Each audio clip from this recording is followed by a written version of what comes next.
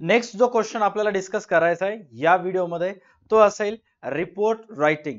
12वीच्या इंग्लिशच्या exam मध्ये writing skill साठी कोणते कोणते महत्त्वाचे क्वेश्चन्स असतात जे केल्यामुळे एक्झामला विचारण्यात आलेले रायटिंग स्किल्स मध्ये रिपोर्ट रायटिंग तुम्हाला इझी जाईल किंवा अपकमिंग एक्झाम मध्ये कोणते कोणते प्रश्न व्यवस्थित केल्यामुळे तुम्हाला मॅक्सिमम मार्क्स रायटिंग स्किल मध्ये पडू शकतात.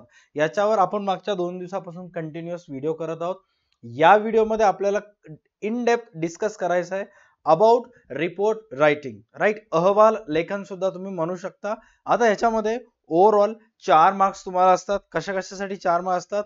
जे कंटेंट तुम्ही लिहिणार आहात त्याच्यासाठी 2 mark, accuracy of language grammar जे तुम्ही लिहित असताना वापरणार आहात त्याची अचूकतेसाठी 1 मार्क आणि अप्रोप्रिएटनेस सुटसुटीत जे लिहिता वगैरे त्याच्यासाठी 1 मार्क, असे ओव्हरऑल 4 मार्क असतात. त्यातला पहिला प्रश्न जे मी तुम्हाला सजेस्ट करेन ज्याच्यावर तुम्हाला मॅक्सिमम भर द्यायचा आहे किंवा जर तुम्ही रिपोर्ट रायटिंग एक्झाम मध्ये अटेम्प्ट करणार असाल तर ह्या 5 क्वेश्चन जे मी तुम्हाला सांगणार आहे त्याच्यावर मॅक्सिमम भर तुम्हाला द्यायचा आहे. त्यातला पहिला क्वेश्चन आहे, काय सांगण्यात आलेलं आहे चेक करा की imagine you have recently witnessed a demonstration on health and fitness organise at your college campus. तुमच्या कॉलेजचा जो कॅम्पस असतो, कॅम्पस एरिया, ग्राउंड एरिया, त्या कॉलेजच्या कॅम्पस ग्राउंड मध्ये तुम्ही रिसेंटली विटनेस केलं. विटनेस म्हणजेच काय, तुम्ही प्रत्यक्षपणे डेमॉन्स्ट्रेशन पाहिलं एका हेल्थ अँड फिटनेस, एका सपोज एखाद्या ग्रुप मार्फत हेल्थ अँड फिटनेसशी रिलेटेड अवेअरनेस प्रोग्राम होतो ज्याच्यामध्ये स्टुडंट्सला विविध व्यायामचे प्रकार, सूर्यनमस्कारचे फायदे वगैरे असेल किंवा डेली कोणत्या पद्धतीचे एक्सरसाइज तुम्हाला करायला पाहिजे घर बसल्या ठिकाणी जेणेकरून तुम्ही फिट अँड फाईन असाल, अशा पद्धतीचे एक हेल्थ अँड फिटनेस डेमॉन्स्ट्रेशन तुमच्या कॉलेजमध्ये झालं होतं आणि ते तुम्ही प्रत्यक्षपणे डोळ्यांनी पाहिलात. राईट, आता त्या झालेल्या इव्हेंट बद्दल इथे तुम्हाला काय सांगण्यात आलेलं आहे, write a report in about 100 and 150 words adding all information and the overall happenings of this event.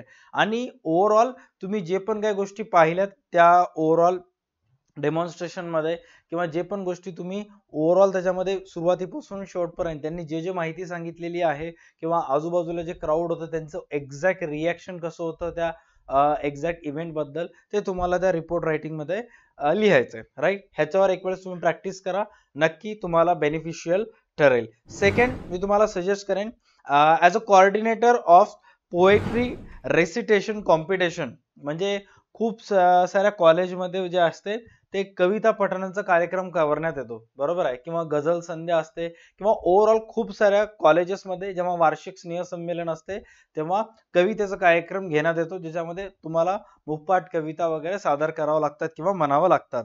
Held in your college campus, आणि तुमच्या पण कॉलेजच्या कॅम्पसमध्ये अशाच प्रकारचं एक पोएट्री रेसिटेशन कॉम्पिटिशन झालं होतं. Okay, you are witness to overall organisation of this programme, आणि तुम्ही प्रत्यक्षपणे ते कार्यक्रम तुमच्या डोळ्यांनी पाहिलेला आहे. आता बस त्या झालेल्या कार्यक्रमाबद्दल एक्झॅक्ट इव्हेंट मध्ये काय काय झालं होतं काय काय नाही ते तुम्हाला लिहायचं. म्हणजे ओव्हरऑल पहिल्या 2 प्रश्नावरून तुम्हाला इनडायरेक्टली आयडिया आली असेल की रिपोर्ट रायटिंग मध्ये तुम्हाला एखाद्या इन्सिडेंट बद्दल रिपोर्ट तयार करायचा असतो जे की तुम्ही तुमच्या प्रत्यक्षपणे डोळ्यांनी पाहिलेला असतो. बस तेवढं जाऊन व्यवस्थित प्रॅक्टिस केलं तर खूप आहे. त्याच्यानंतर नेक्स्ट आहे your institution recently organise awareness programme. तुम्ही ज्या इन्स्टिट्यूशन मध्ये असतात त्याच इन्स्टिट्यूशन मार्फत, त्या संस्था मार्फत जनजागृती कार्यक्रम करण्यात आला होता. कशाबद्दल जनजागृती कार्यक्रम करण्यात आला होता?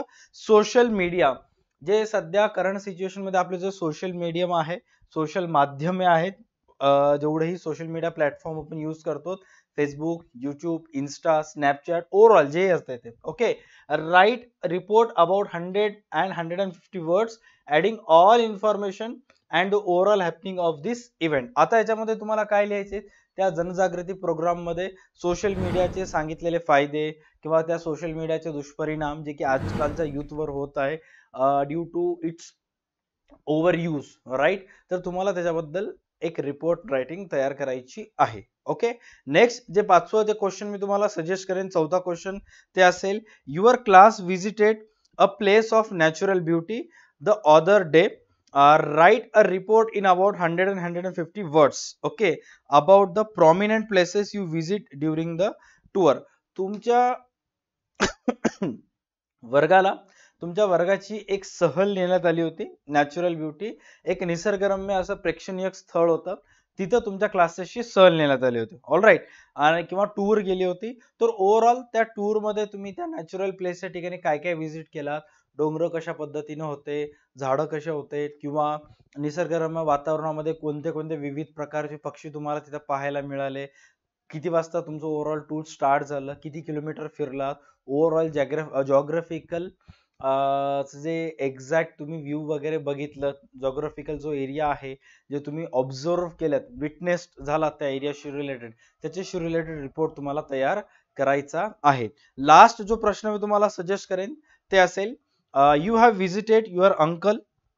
काय सांगण्यात आलेलं आहे, you have visited your uncle who is a primary teacher in a Zilla Parishad school, being the regular contributor to your college magazines.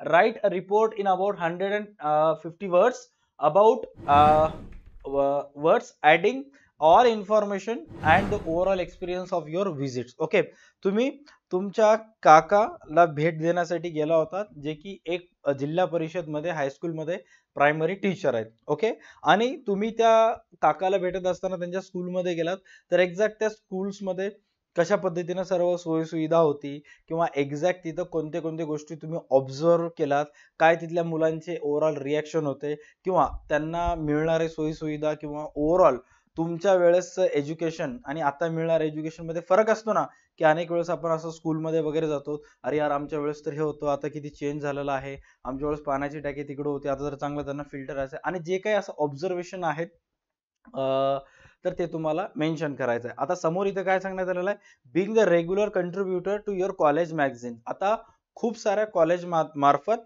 आता नाही बट अगोदर कॉलेज मार्फत कॉलेजची एक मॅगझिन यायची. मॅगझिन म्हणजे काय, की त्या कॉलेजमध्ये असणारे जेवढेही विद्यार्थी असायचे, हे करंट सिच्युएशन मध्ये तुम्हाला खूप कमी ठिकाणी पाहायला मिळेल, बट तुम्ही जेव्हा लेट 70, 80, 90s मध्ये जाताल, आजपासून 20-30 वर्षाखाली, तर प्रत्येक कॉलेजमध्ये जे BA चे स्टुडंट असायचे, BCom चे स्टुडंट असायचे, ते सर्व विद्यार्थी कॉलेजच्या मॅगझिन्स मध्ये स्वतःचे आर्टिकल्स लिहायचे. राईट, कारण तेव्हा जे एंटरटेनमेंटचे साधन होते ते ह्या मॅगझिन्सवर, न्यूजपेपर्सवर लोक वाचनाला प्राधान्य द्यायचे. वाय? बिकॉज डिस्प्ले त्यांच्या समोर नव्हतं, जसं आपल्याजवळ मोबाईलचा डिस्प्ले असतो.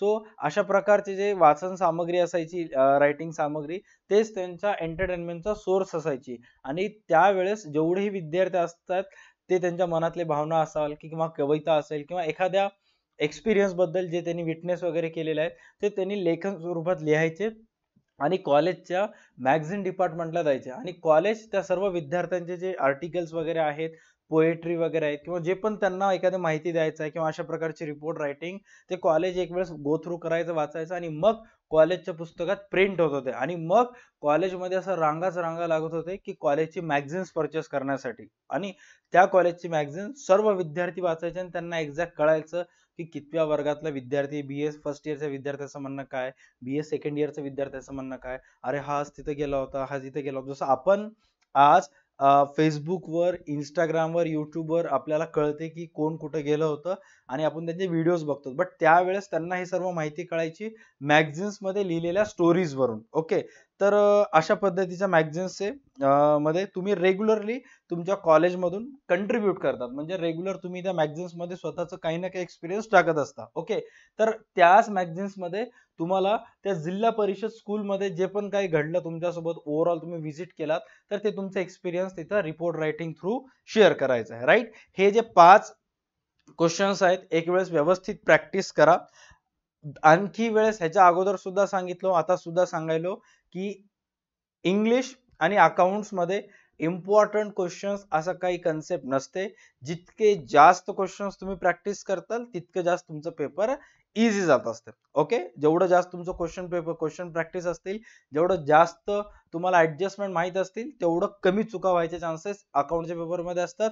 आणि इंग्लिशमध्ये जेवढं जास्त शब्दसाठा तुमच्या जवळ असतो, जेवढं पक्क तुमचं ग्रामर असतं, तेवढं जास्तीत जास्त मार्क पडण्याचे चान्सेस तुम्हाला असतात. इवन जरी तुम्हाला एखादा टॉपिक, आता तुम्ही जर हे हेल्थ अँड फिटनेस जो टॉपिक मी तुम्हाला सांगितलं होतं, हे जरी आजपर्यंत कधीही प्रॅक्टिस केलं नाही तुम्ही, ओके, बट तुमचं ग्रामर चांगलं आहे, तुम्हाला जे तुम्ही विचार करता ते तुम्हाला इंग्लिश मध्ये लिहिता येत असेल, मग तुम्हाला चॅलेंज नाही, तुम्हाला प्रॅक्टिसची सुद्धा गरज नाही. एक दोन वेळेस तुम्हाला शिकवलं, त्याचे बेसिक रूल्स माहिती झाले की संपलं. बट तुमचं जर इंग्लिश कच्चर असेल, मग तुम्हाला ह्या सर्व प्रोसेस मधून जावं लागणार आहे. ओके, नेक्स्ट व्हिडिओमध्ये बघा, आतापर्यंत ग्रामरचे रायटिंग स्किलचे ओव्हरऑल 12 टॉपिक पैकी 5 टॉपिक वर व्हिडिओ युट्यूब चॅनलवर आपल्या अपलोड झालेला आहे. Virtual message, group discussion, email, report writing. Next व्हिडिओमध्ये मी तुम्हाला सांगेन की exact email writing interview questions कसे असतात, कशा पद्धतीचं त्याचं फॉर्मॅट असतं, कोणते कोणते इंटरव्ह्यू क्वेश्चन्स महत्वाचे असतात. ऑल राईट, सो भेटूयात नेक्स्ट व्हिडिओमध्ये. व्हिडिओ आवडल्यास व्हिडिओला लाईक, चॅनलला सबस्क्राईब करा. इंग्लिश रिलेटेड आतापर्यंत खूप सारे videos important seen passage, unseen पॅसेजवर ऑलरेडी आलेले आहेत. आता तुम्हाला जर इंग्लिशचे नोट्स हवे असतील किंवा इंग्लिशचे प्रॅक्टिस पेपर्स हवे असतील किंवा इंग्लिशचं प्रत्येक धड्याचं भाषांतर मराठीत हवं असेल, तर प्ले स्टोअरला जाऊन DA2 अकॅडमीचा ॲप डाउनलोड करा. तिथं 21 रुपयाचा एक नोट्स एक्सपर्ट कोर्स असेल, मे बी त्याची प्राइस आता 51 झाली असेल. तो परचेस करा. नक्की 100% तुम्ही बेनिफिट मध्ये राहताल. राईट, तिथं सर्व आर्ट्स आणि कॉमर्स विषयाचे नोट्स तुम्हाला मिळून जातील. भेटूयात नेक्स्ट व्हिडिओमध्ये. तोपर्यंत पाहता तुमचं आवडतं YouTube channel DA2 academy. Tata bye, take care and stay connected. भेटूयात नेक्स्ट क्लासमध्ये.